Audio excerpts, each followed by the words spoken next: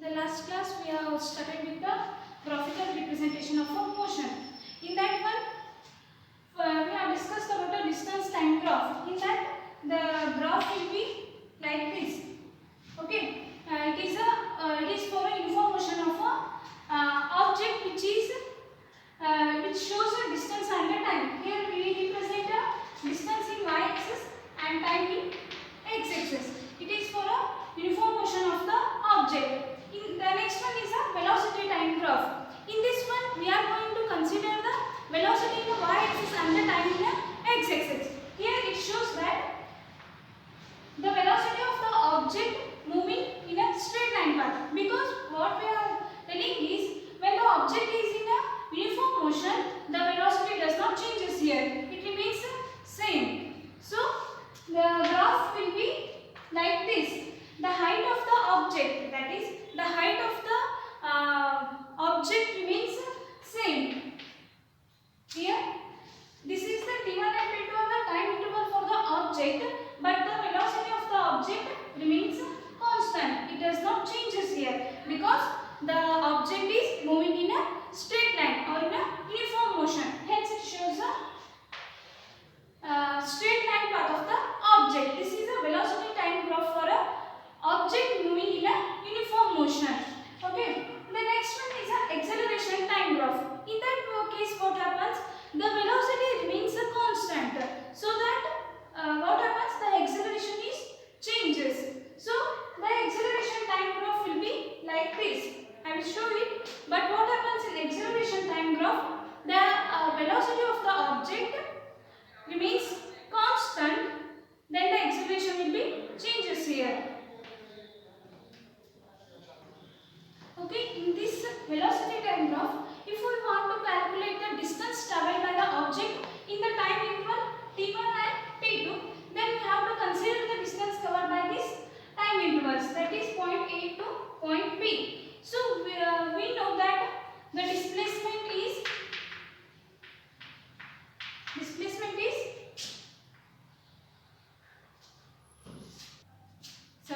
the velocity is a displacement divided by time. Displacement divided by time, because the rate of change of displacement is nothing but the velocity. So the displacement can be written as, the displacement is nothing but this cross multiplication, velocity into time. So we want to calculate the distance traveled by the object in the time interval t1 and t2. So we want a displacement. So the velocity is 40 kilometers. 40 kilometers, and the time interval here we taken is t1 and t2. So we can write the t2 minus t1. So the displacement of the object. So the displacement of the object between the time intervals t1 and t2 will be 40 into t2 minus t1. Here we consider the t2 minus t1 because the object moves in a straight line when the object's time interval is t2 is greater and t1 is less. Hence we consider t2 here and t1 here. It will give a change in time interval in within the distance a to b. So the displacement of the object within the time interval t1 and t2 will be 40 into t2 minus t1. Here we consider 40 km as a object moving in a 40 km per hour distance. So here we consider only one example, 40 km. For a uniform velocity, what happens? The velocity will remain same. It does not changes. So we can take any distance here, any displacement of the object. For example, we consider 40 km per hour. The next one is a acceleration time graph. In that one, what happens? The velocity will be changes. Okay. Okay. The next one is a acceleration time graph. In this one, what happens? The acceleration is changes uniformly. So acceleration changes uniformly with respect to a time interval. So that the acceleration and the time intervals are uniformly moving here. So as the velocity of the object is changes, the time intervals also changes. Here for 10 kilometers, the time interval will be 5. For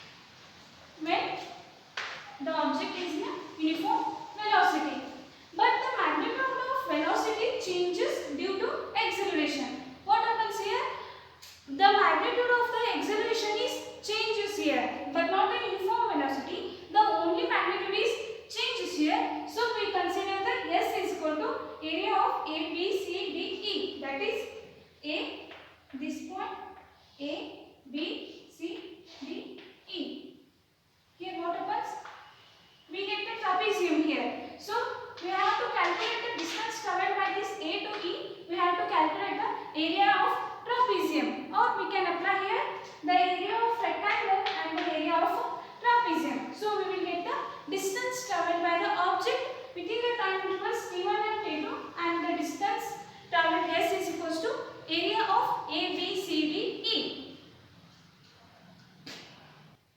So the distance travelled by the object is equals to area A, B, C, D, E. That is what we consider the trapezium A, B, C, E.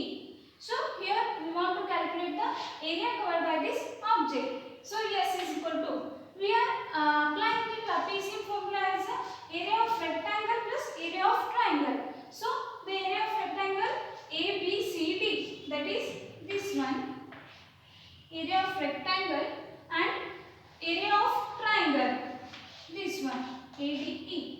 So we will get the area of the object A to E. So area of rectangle ABCD is length into breadth, that is A into B.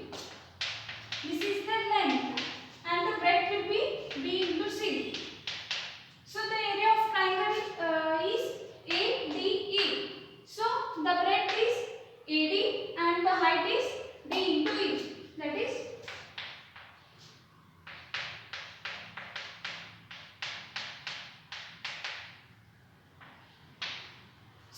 this is the distance travelled by the object within the time intervals t1 and t2. By applying the values a, b, b, c and d, we will get the distance travelled by the object.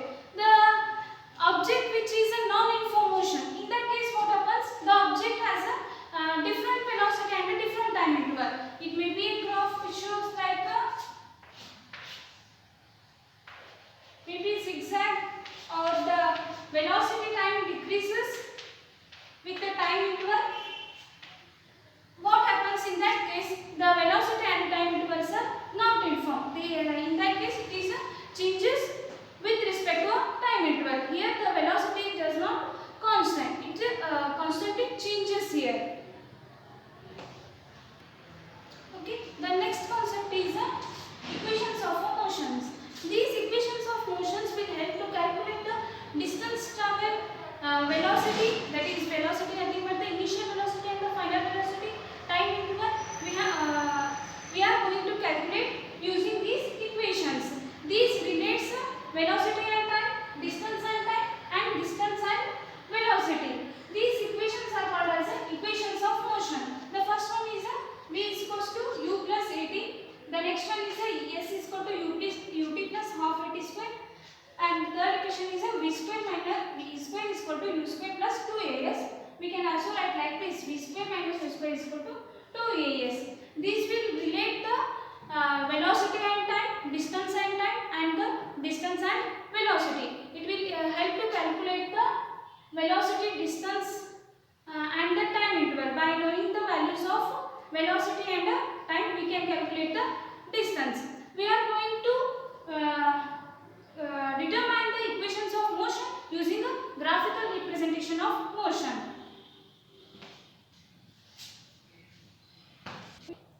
Okay, the first equation of motion is velocity time graph. In that one, the graph will be like this.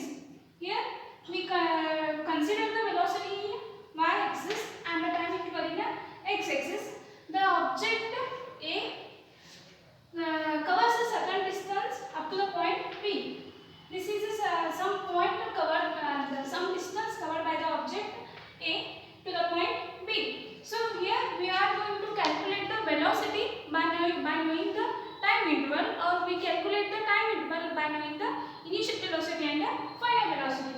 Here u represents the initial velocity and v represents the final velocity, and the time interval will be in x-axis, and this BD point, this point BD represents the change in velocity. Change in velocity, that is this v minus u. This v minus u will be the change in velocity. Okay. This change in velocity with respect to time interval is nothing but the acceleration. Here the object is moving with the uniform acceleration. So what happens? Initial velocity is not equal to 0. The initial velocity is not equal to 0.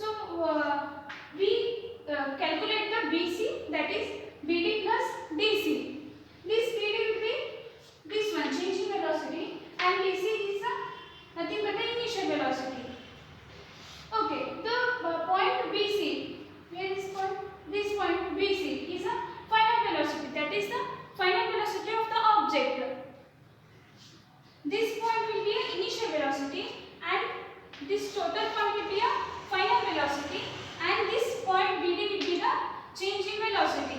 So BC is final velocity and point OA is the initial velocity. So we apply BD, change in velocity, equals to BC minus OA.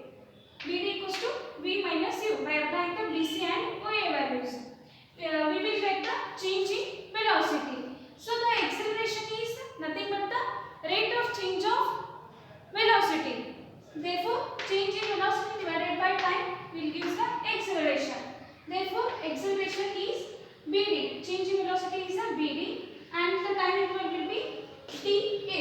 It will give the time interval. So change in velocity is a V minus U, as we know here, and the time interval will be dA, which is parallel to OC. This is nothing but the time interval that we get it as a T. So A is equals to V minus U divided by T. So when we take this T, we will get AT equals to V minus U, or we can get V equals to U plus AT.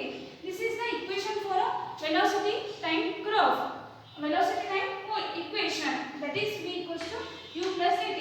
By knowing the initial velocity and the final velocity, we can calculate the acceleration, or we can also calculate the time interval of the object. This is about the velocity time equation. In the next class, we will going to derive the equation of distance travel and the time equation.